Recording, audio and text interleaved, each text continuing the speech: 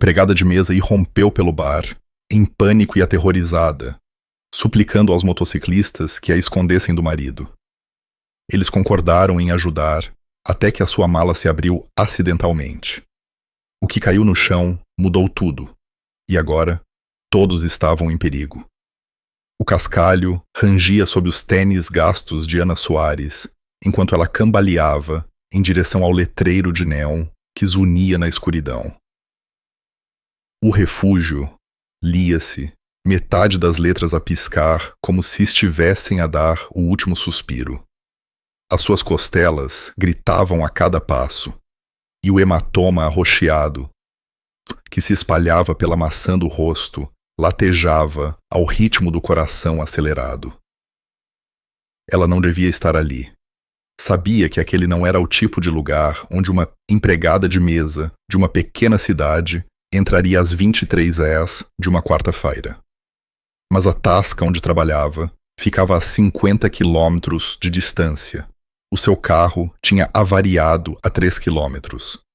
E o farol que vira pelo retrovisor significava que não tinha mais opções. Empurrou a pesada porta de madeira e o cheiro atingiu-a primeiro. Couro, óleo de motor, fumo de cigarro e algo mais, algo perigoso. As conversas morreram como se tivessem cortado a eletricidade. 8 pares de olhos viraram-se para ela, e nenhum parecia amigável. O homem atrás do balcão era grande como um frigorífico, com uma barba espessa. Os braços estavam cobertos de tatuagens que pareciam mover-se na luz fraca. Uma mulher com cabelo prateado e curto estava sentada numa mesa de canto, com uma faca a repousar casualmente ao lado da garrafa de cerveja. 3 homens, em coletes de couro com o logótipo de uma caveira, inclinavam-se sobre a mesa de bilhar, os tacos congelados a meio do jogo. "Estamos fechados", rosnou o barman, Beto. A voz de Ana saiu mais baixa do que pretendia. "Por favor, preciso de ajuda." "Minha senhora está perdida", disse Raíza, a mulher do cabelo prateado, levantando-se lentamente e levando a mão na direção da faca. "Isto não é um posto da GNR." "Eu sei o que é isto." A voz de Ana falhou. Deu mais um passo para dentro, e foi então que eles viram. O sangue no seu uniforme branco, a forma como segurava o braço esquerdo contra as costelas, o corte fresco acima da sobrancelha, ainda a chorar vermelho. "Preciso que me escondam, só por esta noite, por favor." A expressão de Beto não mudou. Escondê-la de quê? "Do meu marido." Um dos homens ao pé da mesa de bilhar riu, um som áspero e amargo. "Discussão doméstica. Ligue para a polícia, querida. Não somos um abrigo." "A polícia não vai ajudar." Os olhos de Ana dispararam para a janela, depois voltaram. "Ele vai encontrar-me lá. Ele encontra-me sempre. Mas ele não virá aqui. Homens como ele não vêm a lugares como este."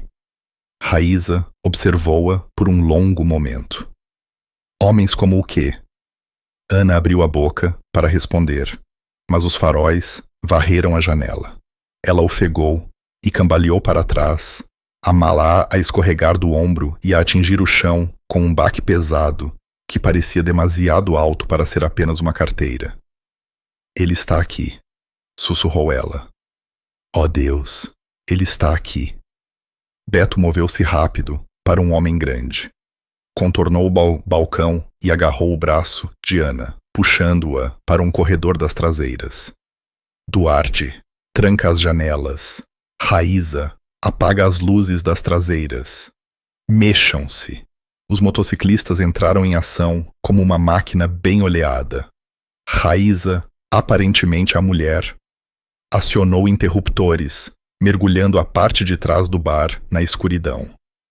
2 homens posicionaram-se perto das janelas, e Ana viu-se empurrada para um armazém que cheirava a cerveja e óleo de motor. "Fique quieta", ordenou Beto. "Não se mexa. Não respire alto. Nós tratamos disto." Pela fenda da porta, Ana viu um SUV preto parar no parque de cascalho. Todo o seu corpo começou a tremer. Ela conhecia aquele veículo. Tinha sedado-o e andado nele 1000 vezes, quando ainda acreditava nas promessas dele de que iria mudar. Uma porta do carro bateu. Passos no cascalho. Depois a porta do bar abriu-se. Boa noite, cavalheiros, senhora. A voz era suave, educada, nada parecida com os sotaques rudes dos motociclistas. Desculpem a perturbação. Estou à procura da minha esposa. Ana não o podia ver do seu esconderijo, mas podia imaginá-lo perfeitamente. O casaco caro, o sorriso ensaiado que nunca chegava aos olhos. A forma como estaria a vasculhar o quarto como um predador a contar ovelhas. Não vimos nenhuma esposa, disse Beto, secamente. Como disse a senhora que acabou de sair, estamos fechados. Uma senhora acabou de sair? O interesse aguçou-se no seu tom. Qual era a aparência dela? Loira, magra, a chorar por alguma coisa. Seguiu para este a pé há uns 10 minutos. Houve uma pausa. Ana prendeu a respiração tão forte que os pulmões arderam. Ela pressionou-se contra a parede, rezando para que as sombras a engolissem por inteiro. A minha esposa tem cabelo castanho, disse ele, lentamente. E ela morre de medo do escuro. Não iria andar sozinha a esta hora. Então, acho que não eras a sua esposa. A voz de Raíza cortou a tensão como uma lâmina. Tem algum problema com isso, amigo? Outra pausa, mais longa, desta vez. Ana podia sentir a mente dele a trabalhar, a calcular probabilidades, a pesar riscos. Ele era inteligente, demasiado inteligente. Era isso que o tornava tão perigoso. Nenhum problema, disse ele finalmente. Mas se virem uma mulher, cabelo castanho, cerca de 1,65, a usar um uniforme branco de empregada de mesa, agradeceria um contacto. Ela não está bem. Precisa da medicação. Ele fez uma pausa. Há 500 euros para quem me ajudar a encontrá-la. Ficaremos atentos, disse Beto. Tenha uma boa noite. A porta fechou-se. O motor do SUV roncou, mas não partiu. Ana observou pela fenda enquanto os faróis permaneciam acesos, a iluminar o parque de cascalho. Ele estava à espera, a testá-los, a ver se alguém cederia. 5 minutos passaram, como 5 horas. Finalmente, o SUV arrancou, o cascalho a ranger sob os pneus enquanto desaparecia na noite. A porta do armazém abriu-se. Beto preencheu a abertura, a sua expressão ilegível nas sombras. Foi-se por agora. As pernas de Ana cederam. Ela escorregou pela parede, caindo pesadamente no chão de cimento. Obrigada, Deus. Obrigada. Não nos agradeça ainda. Raíza apareceu atrás de Beto, com os olhos frios. Porque agora vai contar-nos a verdade. Toda a verdade. A começar porque a sua mala pesa como se estivesse cheia de tijolos e porque o seu marido ofereceu 500 euros por informações. Ana olhou para a mala, ainda caída onde tinha batido, na sala principal. No meio da confusão, o fecho tinha se aberto parcialmente. Mesmo do armazém, ela conseguia ver o que eles tinham visto. O limite de maços de nozes, embrulhados com elásticos e grossos. O seu segredo estava exposto. E, de repente, esconder-se do marido parecia o menor dos seus problemas. Os olhos de Beto apertaram-se. Minha senhora, que raio trouxe para o meu bar? Beto arrastou a mala de Ana pelo chão com a bota, sem tirar os olhos dela.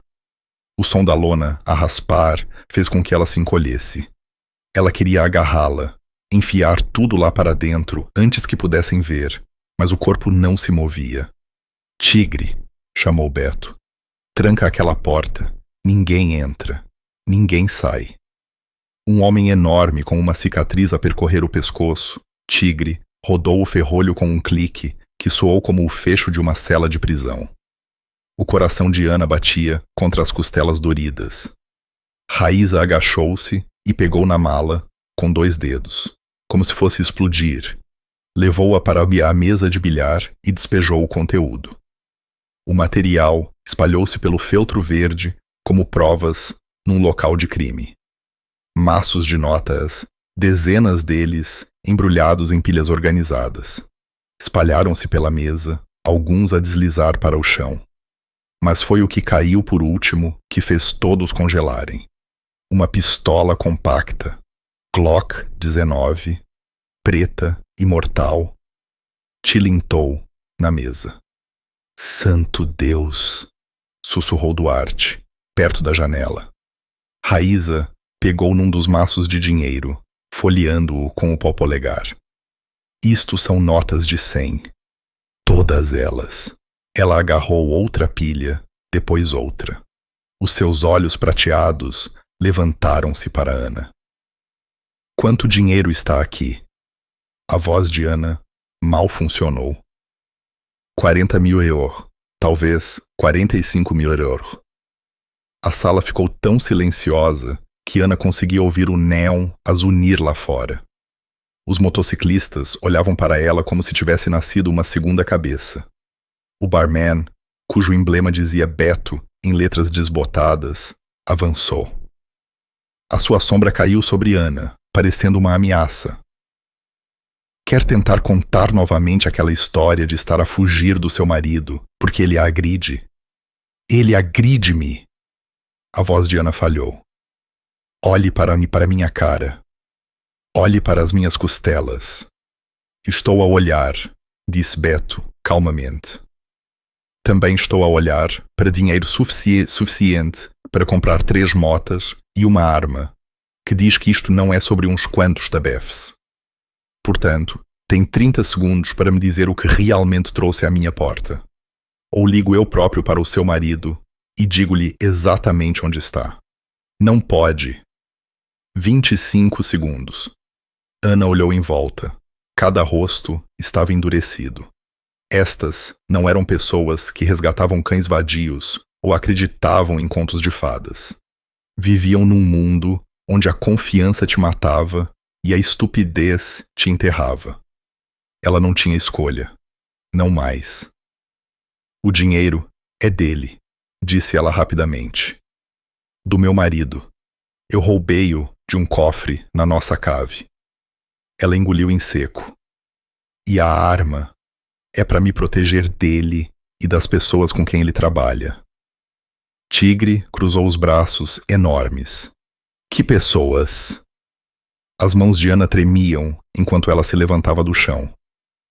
Eu não sabia ao princípio. Pensei que ele apenas trabalhava muitas horas no seu posto. Mas há 3 meses encontrei o cofre. Estava escondido atrás de uma parede falsa na cave. E só o encontrei porque a máquina de lavar roupa avariou e a água fez o painel soltar-se. Posto? Os olhos de Raíza apertaram-se. Que posto? Ele é polícia. As palavras tinham um sabor venenoso. Inspetor Marco Silva. 15 anos de serviço. Todos pensam que ele é um herói. O maxilar de Beto apertou-se. Um polícia? Mas ele não é apenas um polícia. Ana abraçou-se a si mesma.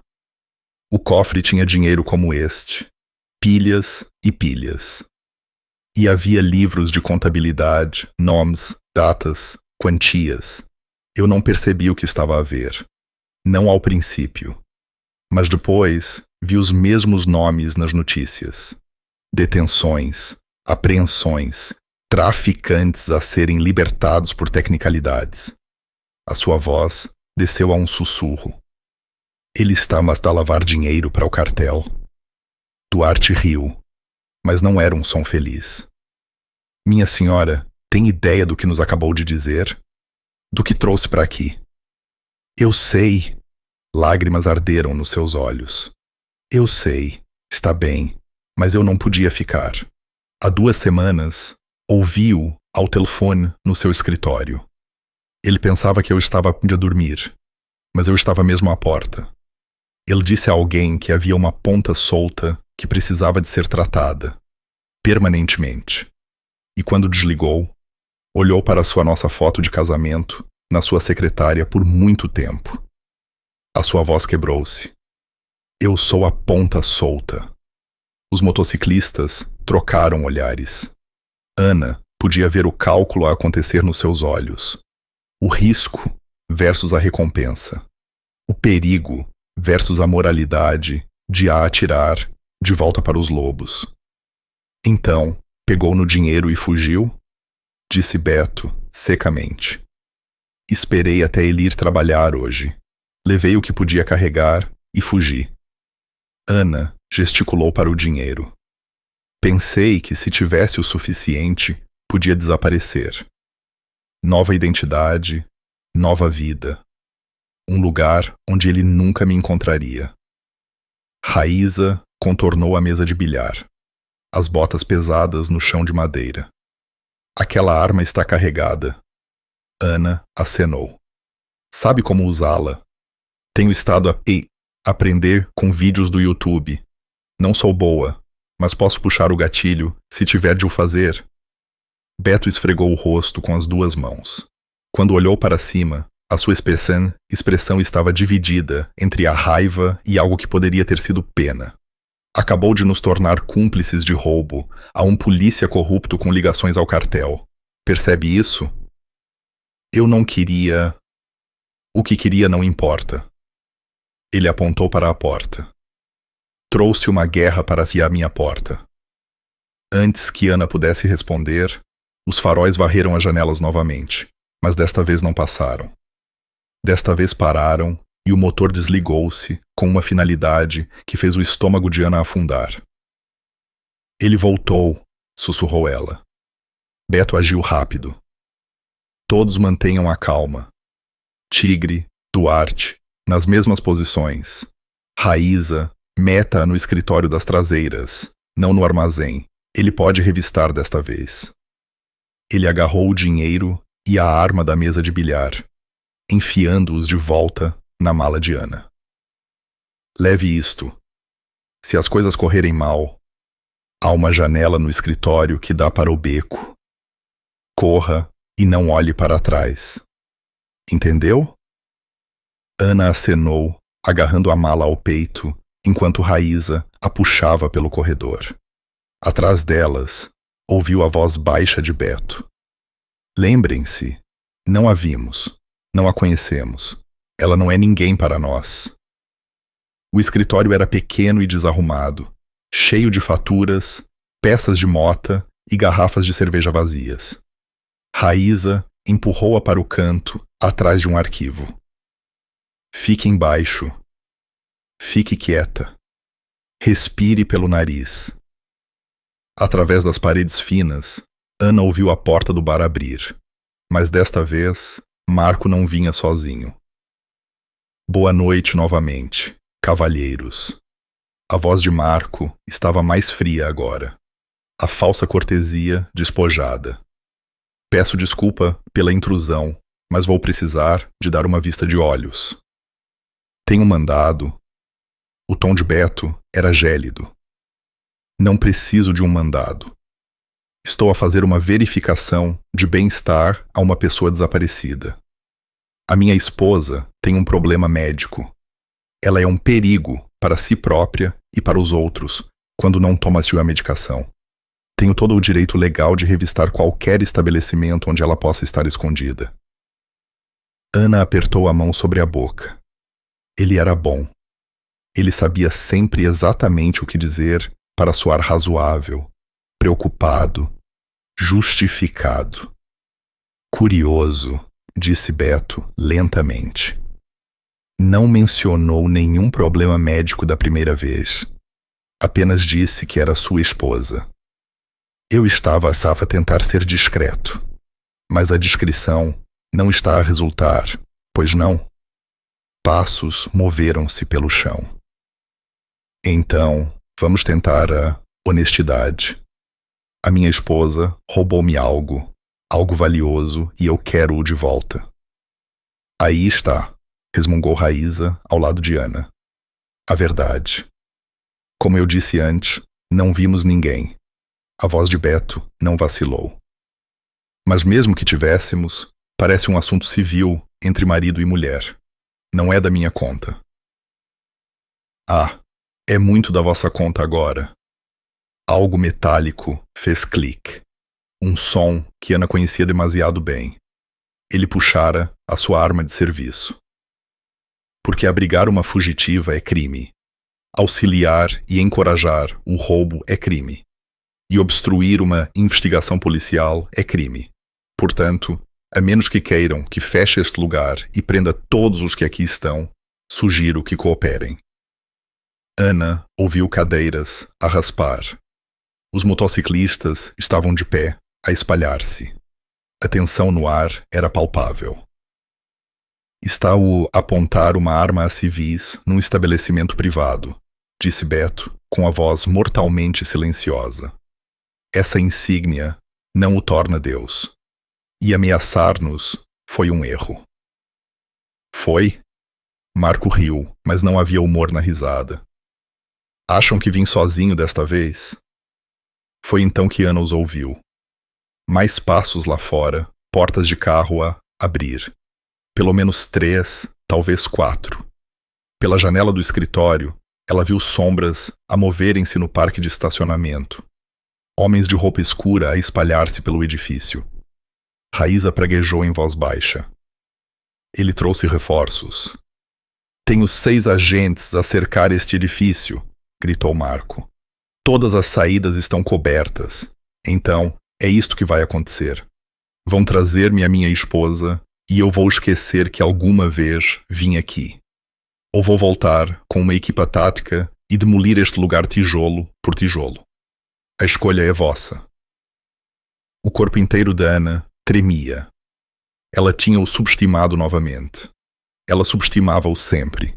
E era assim que ele continuava a vencer. Mas então Beto fez algo inesperado. Riu-se. 6 agentes, hein? Às 23h30 de uma quarta-feira, para uma verificação de bem-estar doméstica. As suas botas moveram-se pelo chão. Ora, isso é interessante, porque tenho um amigo que trabalha no sistema e aposto que, se lhe ligar agora, ele me dirá que não há nenhuma chamada oficial esta noite. Nenhum alerta, nenhum relatório de pessoa desaparecida, nada. Silêncio. Marco não esperava por aquilo. Então, vamos falar sobre o que está realmente a acontecer, continuou Beto. É um polícia corrupto à procura de algo que não pode denunciar como roubado porque o obteve ilegalmente em primeiro lugar. E esses tipos lá fora não são agentes, são rufiões, o que significa que não tem autoridade nenhuma aqui. É apenas mais um criminoso a tentar usar a força para conseguir o que quer. Está a fazer um inimigo muito perigoso, disse Marco suavemente. Junte-se ao clube, nós colecionamo-los. Mais silêncio. Depois, a voz de Marco, baixa e venenosa. Isto não acabou. Quando a encontrar, e eu vou encontrá-la, vou lembrar-me de todos os rostos nesta sala. De todos. E vão desejar ter cooperado. A porta bateu. O motor ligou. Os faróis varreram as paredes enquanto os veículos se afastavam, o cascalho a esvoaçar sob os pneus. Mas desta vez, Ana sabia que ele não estava a blefar sobre voltar. Raíza puxou-a de trás do arquivo. Vamos, precisamos de atirar daqui antes que ele se reorganize. Ana seguiu-a de volta para a sala principal, onde os motociclistas estavam em círculo apertado à volta de Beto. Todos os rostos estavam sombrios. Tigre quebrou o silêncio. Acabamos de entrar em guerra com o polícia e o cartel. Beto olhou para Ana, os olhos duros como pedra. Sim, entramos. O Motel Luar era o tipo de lugar que alugava quartos por hora e não fazia perguntas. pinturas de descascar, letreiro de vagas a piscar, e um recepcionista que mal tirou os olhos do telemóvel quando Raíza pagou o quarto 12 a pronto.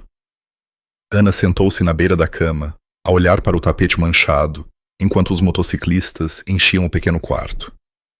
Beto encostou-se à porta, de braços cruzados. Tigre bloqueava-lhe a janela da casa de banho. Duarte e Raíza flanqueavam-na como guardas. Não havia para onde fugir agora. Fale, disse Beto. E desta vez quero tudo, sem mais migalhas, sem mais meias-verdades. As mãos de Ana torciam-se no colo. Eu contei-vos tudo. Bull. Raíza deu um passo em frente. Disse-nos que o seu marido é corrupto e que lhe roubou o dinheiro. Mas estás a omitir algo. Algo grande.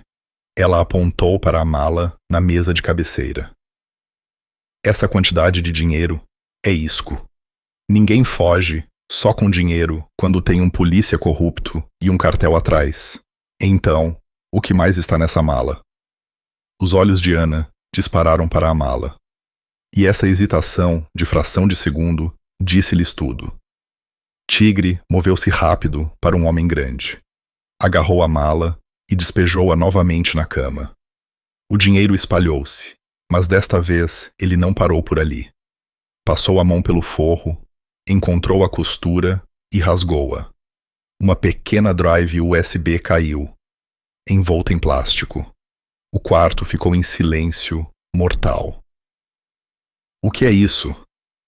A voz de Beto estava baixa, perigosa. Ana olhou para essa drive como se fosse uma granada ativa. É a razão pela qual ele nunca vai parar de me procurar. Raíza pegou nela, segurando-a com Gai contra as palo. O que é que está lá? Tudo. A voz de Ana falhou. Contas bancárias, transferências, nomes de membros do cartel que ele protegeu, nomes de agentes que subornou, datas de todos os carregamentos que ele ajudou a movimentar no distrito nos últimos 3 anos. Ela olhou para cima e os olhos estavam vazios. E vídeos, filmagens de segurança do escritório dele, ele a contar o dinheiro, ele a encontrar-se com líderes do cartel, ele... A sua voz quebrou-se. Ele a matar um informador federal na nossa garagem. As palavras pairaram no ar como fumo. Santo Deus! Duarte respirou. Não é tudo, continuou Ana. As palavras a saírem agora, como se estivesse prendido por demasiado tempo. Há 2 meses, descobri que estava grávida. A expressão de Beto não mudou, mas algo piscou nos seus olhos. Eu fui tão estúpida. Pensei que talvez isso mudasse as coisas. Talvez ele se tornasse o homem com quem casei. Ela riu, mas soou a vidro a partir. Contei-lhe durante o jantar. E sabe o que ele disse? Ele disse que era a altura perfeita. Que dentro de alguns meses haveria um acidente, talvez um despiste ou uma invasão de casa. A sua esposa grávida tragicamente morta. Ele seria o viúvo de luto, acima de qualquer suspeita, e a ponta solta. Eu, e tudo o que eu tinha visto, seria tratada permanentemente. Onde está o bebê agora? A voz de Raíza estava mais suave do que antes. Não há bebê. A mão de Ana moveu-se para a barriga. Perdi-o há 3 semanas. O estresse, as agressões, não sei. Mas quando aconteceu, percebi que estava livre. Não livre para ficar, mas livre para correr, sem me preocupar em proteger ninguém além de mim. Tigre sentou-se pesadamente na única cadeira do quarto, que estalou sob o seu peso. Então, copiou os ficheiros dele, roubou-lhe o dinheiro e fugiu. Ele teve uma reunião na quarta-feira passada. Eu sabia que tinha 4 horas. Encontrei o código do cofre no escritório dele. Tinha-o escrito num caderno. Consegue acreditar? Todo aquele planeamento cuidadoso e ele escreveu o código como uma lista de compras. Ela gesticulou para o drive. Copiei tudo do computador dele, levei o máximo de dinheiro que consegui carregar e saí. Nem sequer fiz uma mala com roupa. Apenas conduzi. Por que é que não foi a PJ? Perguntou Beto. Denunciá-lo. O riso de Ana era amargo. Acha que não tentei? Liguei para a delegação da PJ de uma cabine telefônica. Disse-lhes que tinha provas de corrupção. Sabe o que disseram? Que precisavam que eu fosse lá para uma entrevista, dar uma declaração, esperar enquanto verificavam a minha identidade. Ela abanou a cabeça. Os amigos de Marco estão em todo o lado. No segundo em que entrasse naquele edifício, estaria morta. Encontravam o meu corpo, chamavam-lhe suicídio e as provas desapareceriam. Então, qual é o seu plano? Perguntou Raíza. Correr para sempre? Ele tem recursos, contactos. Vai encontrá-la eventualmente. Eu sei. A voz de Ana era pequena. Eu ia tentar chegar à Espanha, desaparecer pela fronteira. Mas o meu carro avariou. E depois ele estava mesmo atrás de mim. Ela olhou para eles. Eu não queria arrastar-vos para isto. Juro que não. Só precisava de me esconder por uma noite. Beto afastou-se da porta e andou pelo pequeno quarto. Esta drive é real? Poluía realmente atrás das grades? Poluía a ele e a outras 20 pessoas atrás das grades. Talvez mais. Há deputados ali, juízes. Não é só o Marco. É toda a rede. Duarte assobiou. É por isso que o cartel a quer morta. Não é apenas uma testemunha. É um evento de nível de extinção para toda uma operação deles. Sim, a voz de Ana era quase um sussurro. Sou. Beto parou de andar e olhou para cada um dos seus homens por sua vez. Uma conversa silenciosa aconteceu entre eles. Do tipo que vem de anos a andar juntos, a sangrar juntos, a sobreviver juntos. Finalmente, ele virou-se para Ana. Não vai para a Espanha. O seu coração afundou-se. Vão entregar-me? Não. O seu maxilar estava cerrado. Nós vamos levá-la à PJ. A verdadeira PJ. Ao Edifício Nacional em Lisboa. Mas vamos fazê-lo à nossa maneira, nos nossos termos, onde ninguém a consiga apanhar primeiro. Eles deixaram o motel às 4h da manhã, quando o mundo ainda estava escuro e as autoestradas estavam vazias. 3 motas. Beto a liderar na sua Harley preta, Tigre e Duarte a flanqueá-lo. Raíza seguia atrás, com Ana e Haan agarrada à sua cintura, a mala com a drive e o dinheiro amarrado ao peito de Ana como armadura. O plano era simples. Apanhar estradas secundárias para Lisboa, ficar fora das autoestradas principais e chegar ao edifício da Polícia Judiciária ao meio-dia. Entrar e sair antes que Marco pudesse mobilizar os seus homens. Mas os planos tinham a tendência de desmoronar. Estavam a andar há 2 horas quando a mão de Beto se levantou, o sinal para abrandar. À frente, na reta vazia da EN 109, uma carrinha de caixa aberta estava atravessada nas 2 faixas. 2 homens estavam ao lado, e mesmo à distância, Ana podia ver que não eram automobilistas avariados. É uma armadilha, disse Raíza ao ouvido de Ana, a voz mal audível por cima do motor. Agarre-se! Beto acelerou, a mota a rugir enquanto ele apontava para a estreita berma. Os outros seguiram, os motores a gritar, mas quando se aproximaram, a caixa da carrinha encheu-se de repente de homens, 4 deles a levantarem-se com armas. Baixa-te! Gritou Raíza. Tiros estilhaçaram o silêncio da manhã. As balas tilintaram no asfalto, a faiscar na luz cinzenta. Ana apertou-se contra as costas de Raíza, sentindo a mota guinar violentamente. O pneu traseiro de Beto explodiu e a sua mota entrou em derrapagem, faíscas a voar enquanto o metal raspava no pavimento. Ele caiu com força, a mota a deslizar por baixo dele. Tigre parou para o agarrar, puxando-o para as costas da sua mota.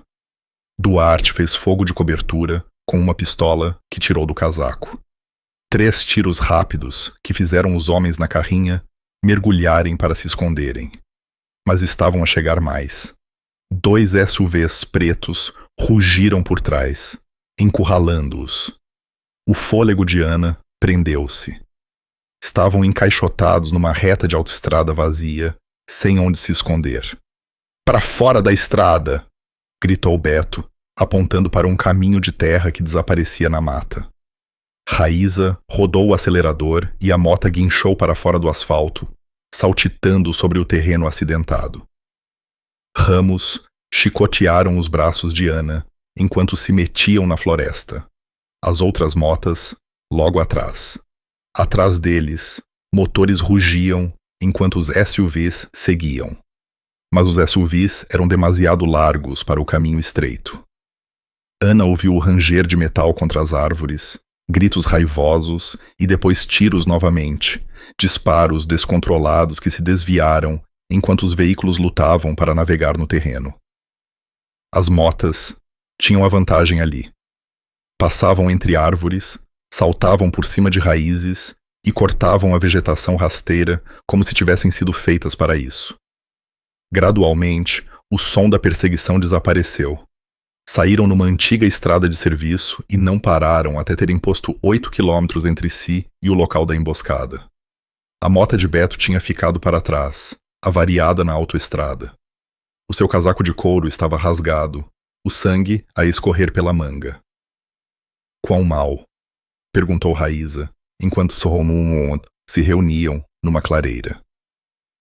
"Vou sobreviver", gemeu Beto, enquanto o tigre lhe examinava uma ferida no braço. Mas alguém lhes disse exatamente onde estaríamos. O estômago de Ana gelou. Eles não podiam saber. Não dissemos a ninguém.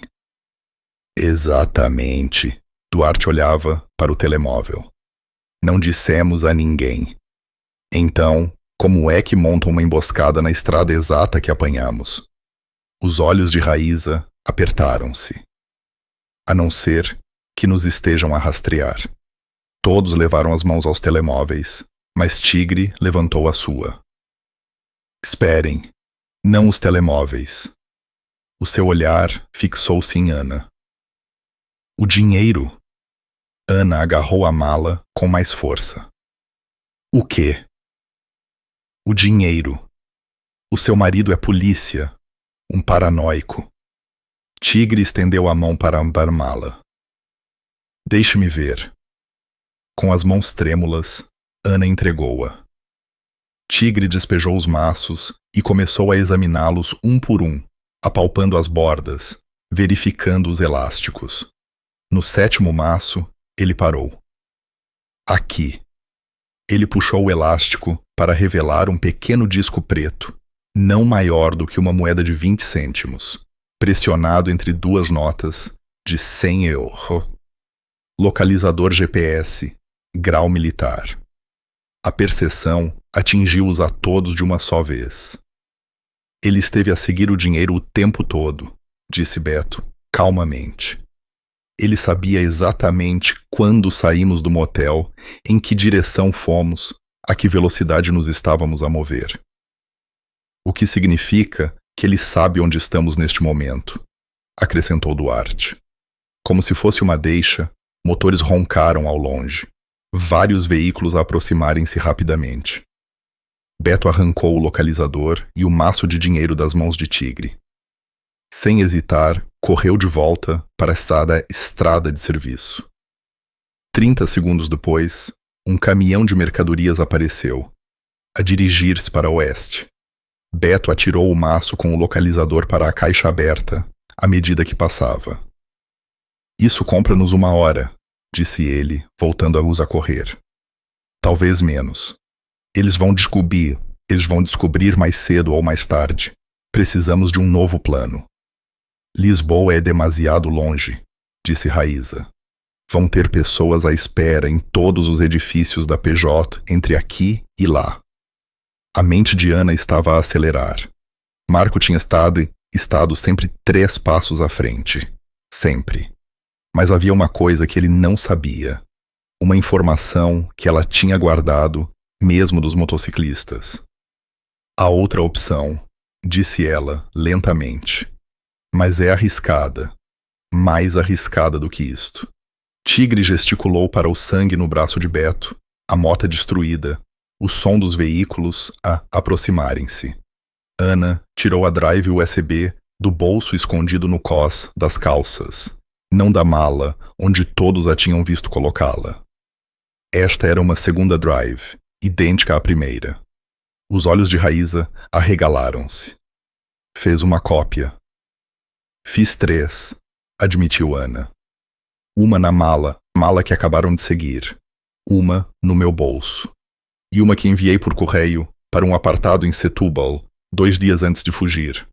Beto olhou para ela com algo entre admiração e fúria. Esteve a fazer-nos de parvos. Eu estive a sobreviver, retrucou Ana. E neste momento, sobreviver significa que não vamos para Lisboa. Vamos para Setúbal. Apanhamos a terceira drive. E garantimos que, mesmo que Marco me mate, mesmo que nos mate a todos, a verdade ainda venha à tona. Os motores estavam a aproximar-se. Eles tinham talvez 5 minutos antes que os rufiões do cartel os encontrassem. Beto olhou para os seus homens. O maxilar de Tigre estava cerrado. Duarte acenou lentamente. Raíza encolheu os ombros. Setúbal, seja, disse Beto. Mas minha senhora, se estiver a esconder mais alguma coisa, agora é a hora de ser honesta. Ana sustentou o seu olhar. É tudo, juro. Ela estava-se a mentir, mas eles não precisavam de saber sobre a 4ª drive ainda. Eles nunca chegaram a Setúbal. O cartel tinha olhos em todo o lado, e a notícia viajava rápido. Na altura em que abandonaram as motas num posto de combustível, perto de Leiria, e roubaram uma carrinha de entregas, Marco tinha percebido o truque do localizador. Mais importante, ele tinha percebido o padrão de Ana. O armazém ficava nos arredores de um parque industrial abandonado, enferrujado e esquecido. Era o endereço do apartado. Ana tinha sido forçada a usar um serviço de reencaminhamento que operava a partir de um negócio falso. Ela pensou que estava a ser inteligente. Marco pensou 3 passos à frente. Eles souberam que algo estava errado no momento em que pararam. O edifício estava demasiado silencioso. Sem vento, sem pássaros, nada. Apenas um silêncio opressor que fez a pele de Ana arrepiar. É uma armadilha, disse Raíza secamente. Claro que é uma armadilha. Beto verificou a sua pistola, a única arma que lhes restava após a emboscada na autoestrada. Mas estamos sem opções. Aquela drive é a nossa única alavanca. Ana olhou para as portas do armazém. Podemos ir embora, encontrar outra maneira. Não há outra maneira, disse Duarte. Temos o cartel atrás de nós. Polícias corruptos à nossa frente e 2 drives que são inúteis sem a terceira. Ou entramos e apanhamos, ou estaremos mortos ao pôr do sol. Tigre estalou os nós dos dedos. Então, vamos acabar com isto. Eles moveram-se como uma unidade. Beto à frente com a arma, os outros a flanqueá-lo. A porta do armazém estava destrancada. Outro mau sinal. No interior, o espaço era cavernoso e escuro, cheio de contentores vazios e maquinaria esquecida que projetava sombras retorcidas na luz fraca que se filtrava pelas janelas partidas. Ana. A voz ecoou de algum lugar no fundo do armazém. Marco. Eu sei que estão aqui. Eu sei quem está convosco. E sei o que vieram buscar. Beto levantou a arma examinando as sombras. Vou simplificar, continuou Marco. Vocês têm algo de que preciso. Eu tenho algo que vocês querem. Vamos fazer uma troca. O que é que pode ter que nós queiramos? Gritou Ana, a voz a tremer. A vossa liberdade, as vossas vidas. Vão-se embora agora. Deixem as drives e eu esqueço que isto alguma vez aconteceu. Os motociclistas voltam para o bar deles. Você desaparece para onde quiser e todos vivem. Raíza riu asperamente. Acha mesmo que somos assim tão estúpidos? Eu acho que estão desesperados.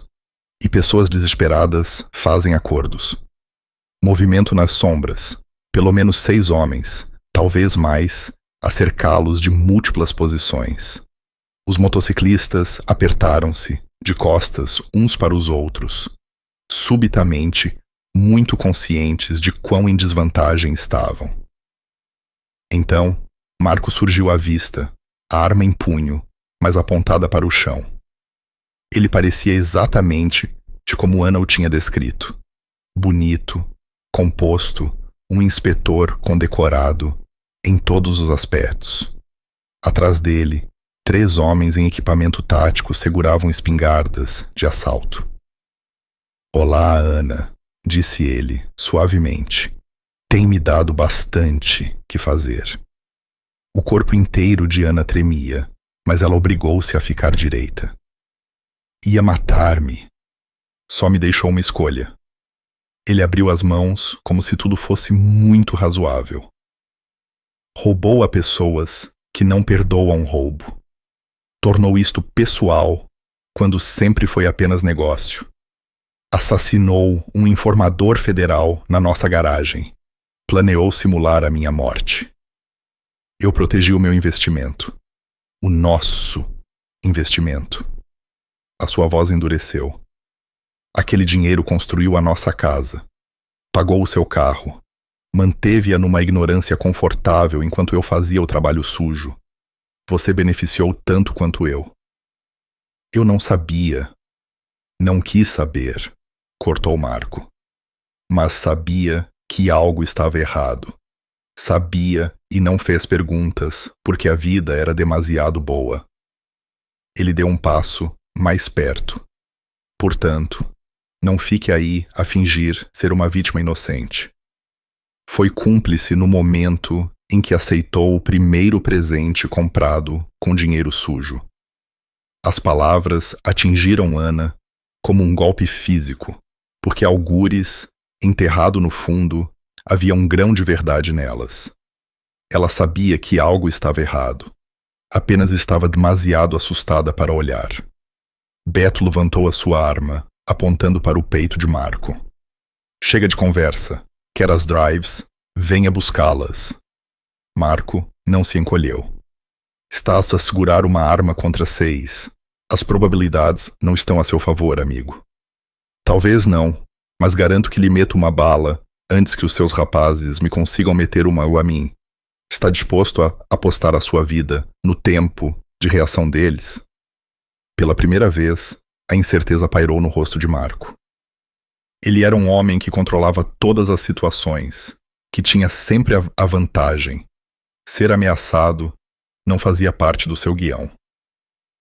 A outra opção, disse Ana de repente. A sua mão moveu-se para a mala, tirando não uma, mas 2 drives. Quer estas? Aqui está o acordo. Deixa-os ir. Ela apontou para os motociclistas. Todos eles saem daqui vivos. Em troca, dou-lhe as 2 drives e eu fico. Ana, não! Começou Raíza. A escolha não é sua, disse Ana, a voz firme pela primeira vez em dias. Isto sempre foi entre ele e eu. Marco estudou-a a calcular. As 2 drives. Como é que sei que não há mais? Porque estou cansada de fugir, disse Ana. Estou cansada de ter medo. Quer matar-me? Ótimo.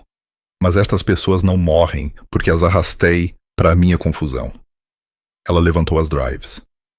Mas aqui está o que não sabe, Marco. Estas não são as únicas cópias. Há uma terceira drive e já está nas mãos de um advogado com instruções para enviar para todos os órgãos de comunicação social do país se eu não fizer check-in até a meia-noite de hoje.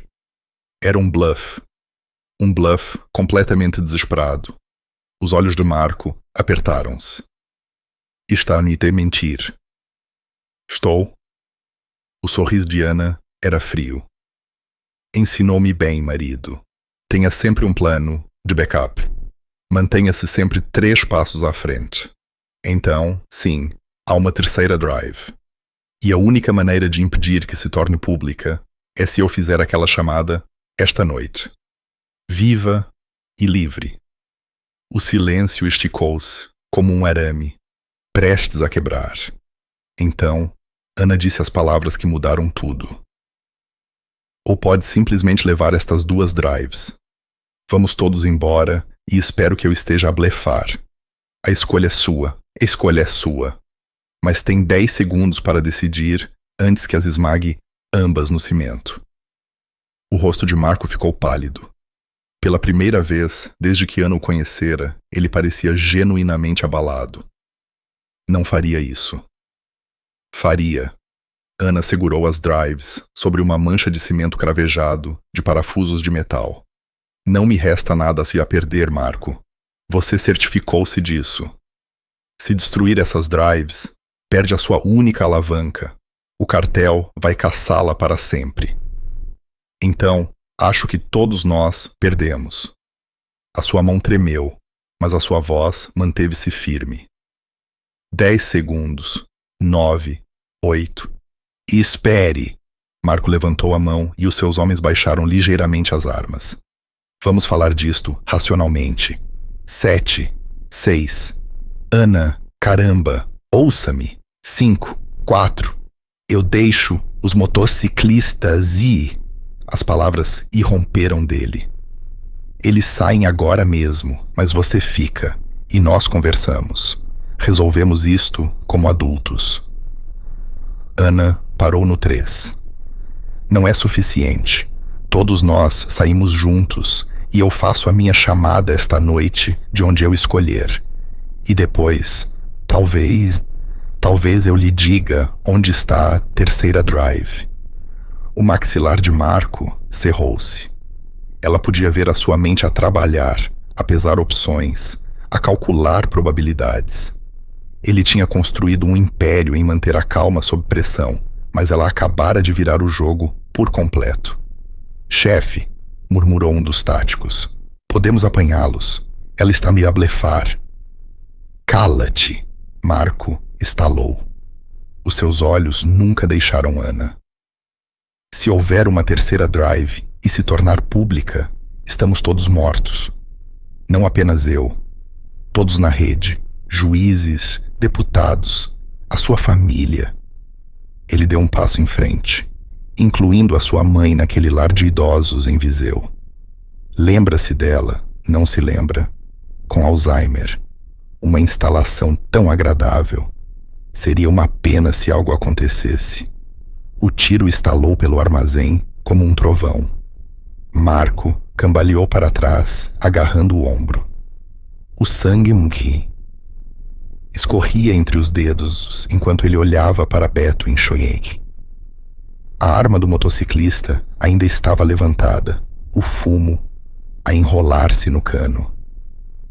Acabou de ameaçar uma idosa confusa, disse Beto calmamente. Isso foi um erro. O caos irrompeu. Os táticos levantaram as armas, mas Tigre já estava em movimento. Ele agarrou numa corrente enferrujada, pendurada no teto, e balançou-a como um mangual medieval, acertando num homem na cara. Duarte derrubou outro, e eles caíram num emaranhado de membros. Corre! Gritou Raiz a Ana, puxando-a para a saída das traseiras. Mas os olhos de Ana estavam fixos em Marco, que puxara a sua arma suplente. Apesar do sangue que jorrava do ombro, ele estava a apontar para Beto, o dedo a apertar o gatilho. Sem pensar, Ana atirou uma das drives. Acertou em Marco na cara estilhaçando-se em pedaços de plástico e circuitos.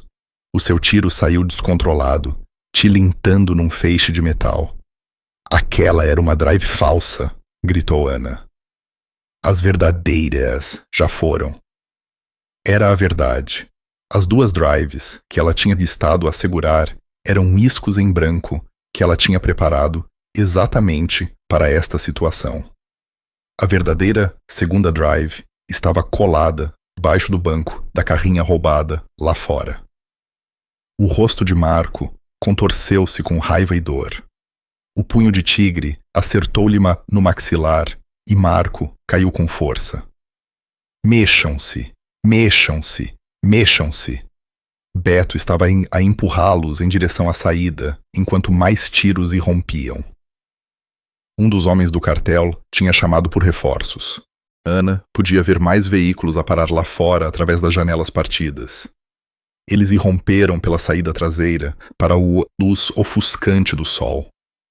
A carrinha estava a 50 metros de distância através de um terreno vazio, mas bem que podia ter sido 1 quilômetro.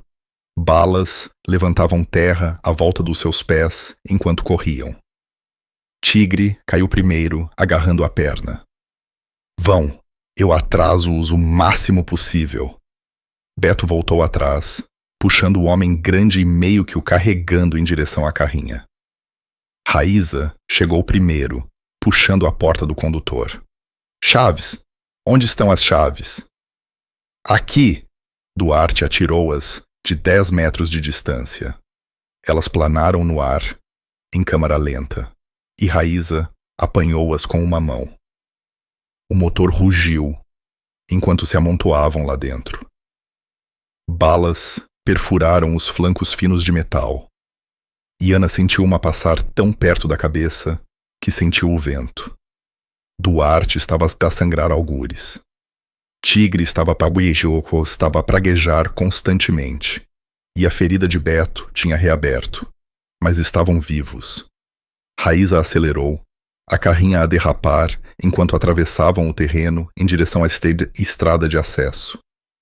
Atrás deles, o armazém estava a ser invadido por homens, mas eles eram demasiado tarde. Para onde? Gritou Raíza, por cima do motor a gritar. Ana pegou no seu telemóvel, um de recurso que tinha comprado no posto de combustível. Edifício da PJ, Lisboa, mas não a entrada da frente. Ela abriu um contacto que tinha programado há 2 dias, quando ainda fingia que podia sobreviver a isto. Eu conheço alguém, uma agente. Ela deve-me um favor de antes de Marco se corromper. Se a conseguirmos contactar, ela consegue meter-nos por uma entrada segura. Ela ligou. O telefone tocou 1 vez, 2, 3 vezes. Atende, atende, atende, sussurrou Ana. Ao 4º toque, uma voz feminina atendeu. Aqui é a agente especial, Sara Nunes. Sou Ana Silva. Lembra-se de mim? Preciso da sua ajuda. Estou a chegar e trago tudo, mas Marco vai tentar impedir-me. Ana, mais devagar. A chegar onde? Edifício da PJ de Lisboa. Tenho provas. Corrupção, lavagem de dinheiro, homicídio, mas preciso de proteção. Proteção a sério. Consegue fazer isso? Uma pausa. Em quanto tempo pode estar aqui? 2 horas, talvez menos. Venha para o parque de estacionamento subterrâneo, nível 3, secção C. Terei uma equipa à espera. E Ana, não pare por nada. Se Marco souber que estás a vir, ele terá todos os policiais corruptos entre aqui e lá a tentar detê-la. A chamada terminou. Beto olhou para Ana pelo retrovisor. Confia nela? Eu já não confio em ninguém, admitiu Ana. Mas ela é a única chance que temos. A emboscada deu-se na autoestrada A1, 25 quilômetros fora de Lisboa. 2 viaturas da polícia NSC mandaram-nos parar, com as luzes a piscar. Mas Ana tinha aprendido a ler os sinais, a forma como bloqueavam ambas as faixas, a forma como os agentes se aproximavam com as mãos já nas armas, a forma como nenhum deles comunicava por rádio. Os homens de Marco, disse Beto secamente. O que fazemos? A voz de Duarte estava tensa de dor. A sua ligadura improvisada estava encharcada. Ana tomou uma decisão. Agarrou na drive verdadeira por baixo do banco e meteu-a no sutiã. Depois, pegou no telemóvel e iniciou uma gravação de vídeo, encostando-o ao painel. Vamos dar-lhes um espetáculo, disse ela. Quando o primeiro agente chegou à janela, Ana estava pronta. Ela baixou-a, as mãos visíveis, e falou claramente para a câmara do telemóvel.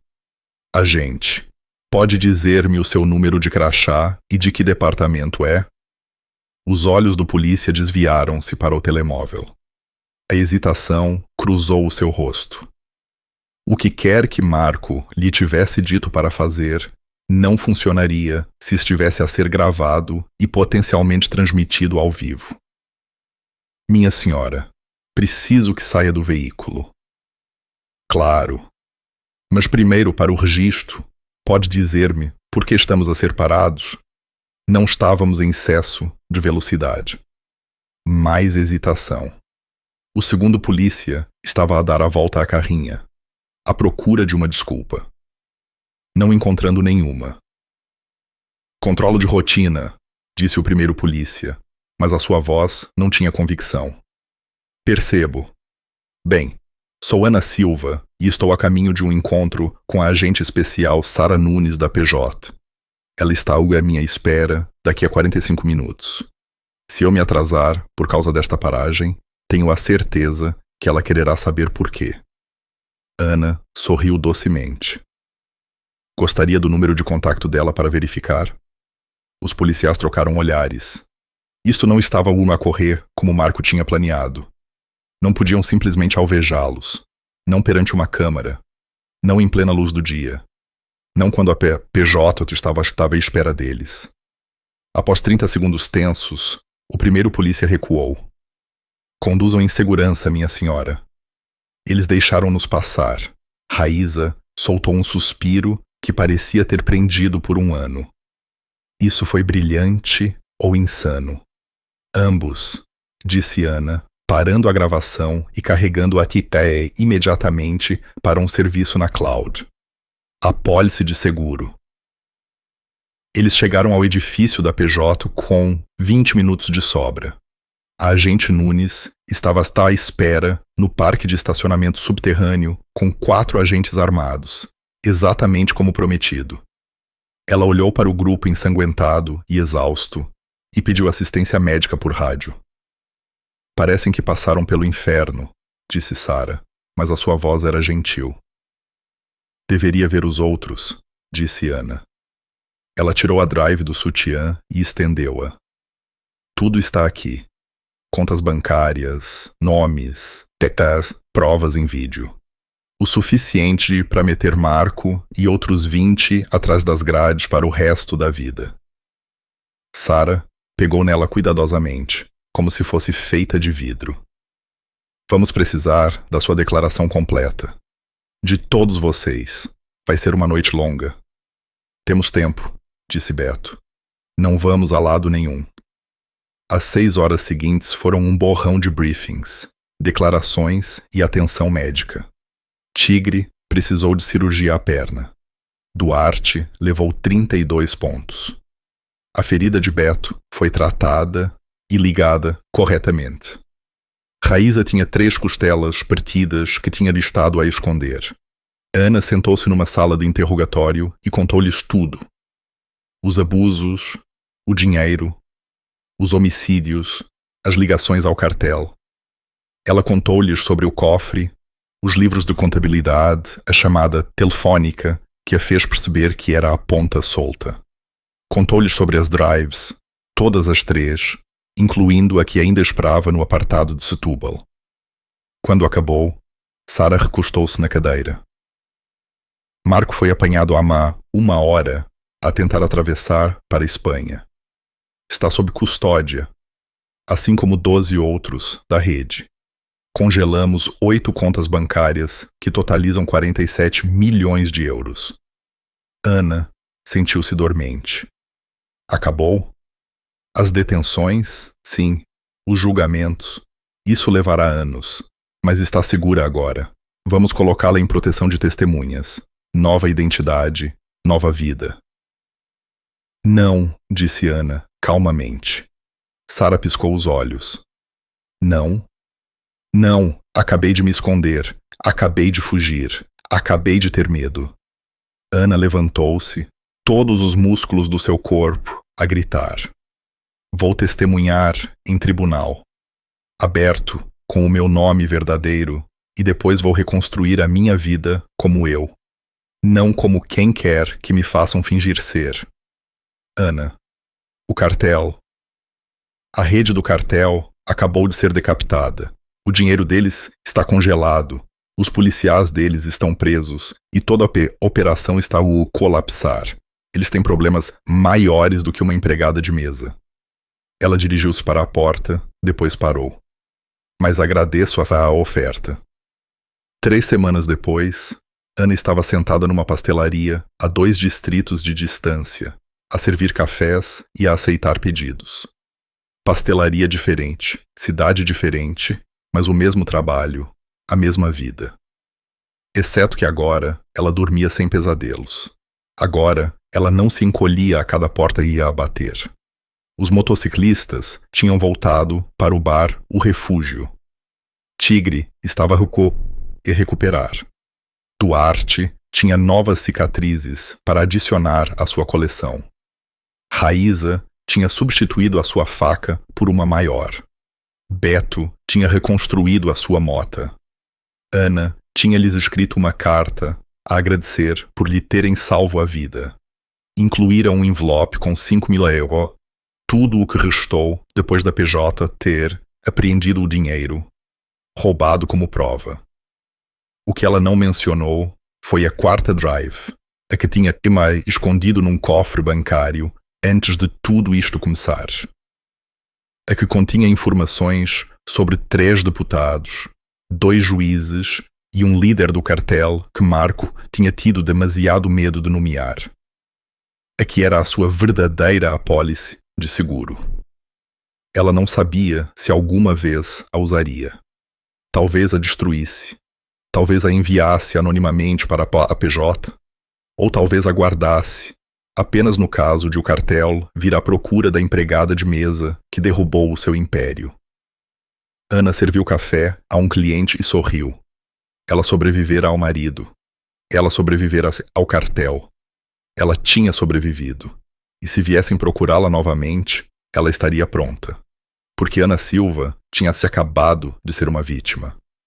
Ela tinha aprendido com os melhores.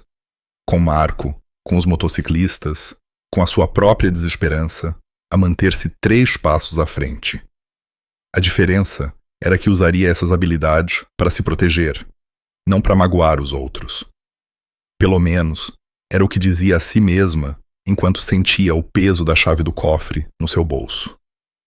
Alguns segredos ela tinha aprendido valiam a pena ser guardados, mesmo das pessoas que a tinham salvo. Se gostou desta história de sobrevivência e coragem, por favor, ajude-nos. Não se esqueça de subscrever o nosso canal para mais narrativas envolventes. Deixe o seu comentário com a sua parte favorita e um grande gosto para nos apoiar.